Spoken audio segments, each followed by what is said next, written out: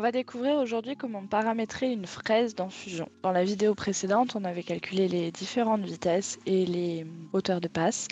Là, on va regarder directement comment on la paramètre.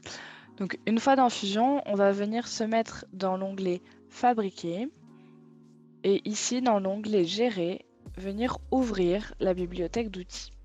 Une fois qu'on a la bibliothèque d'outils, on va pouvoir venir créer notre fraise. Ici, je voudrais créer une fraise que j'utiliserai sans doute plusieurs fois. Donc, je veux qu'elle s'enregistre. Donc, dans Local, ici, Library, je vais venir créer une fraise. Ici, on a une fraise à deux dents droites en carbure pour couper du MDF et avec un diamètre de 3,175. On va venir ici sélectionner la fraise de taille. Et ici, je vais l'appeler F2DH, donc fraise deux dents hélicoïdale pour du MDF en 3,175. C'est ma façon de noter pour pouvoir m'y retrouver. Sur la partie coupant, ici, on peut venir rechanger le type de fraise. Voilà. Nous, ici, on est sur des fraises classiques. Hein. On va travailler en millimètres. Le nombre de dents, elle va en avoir deux. La matière, ça va être du carbure. Son diamètre, c'est ici 3,175.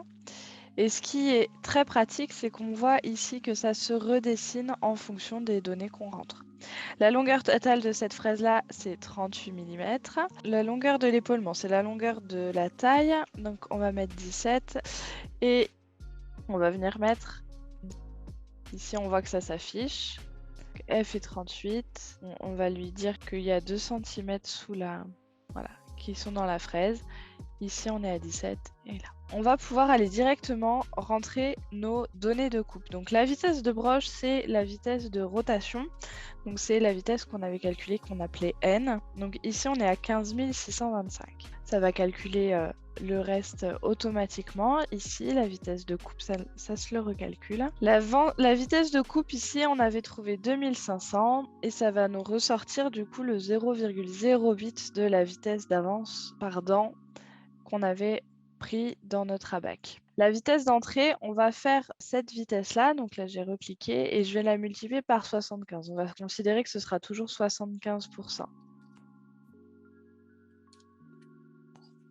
Hop.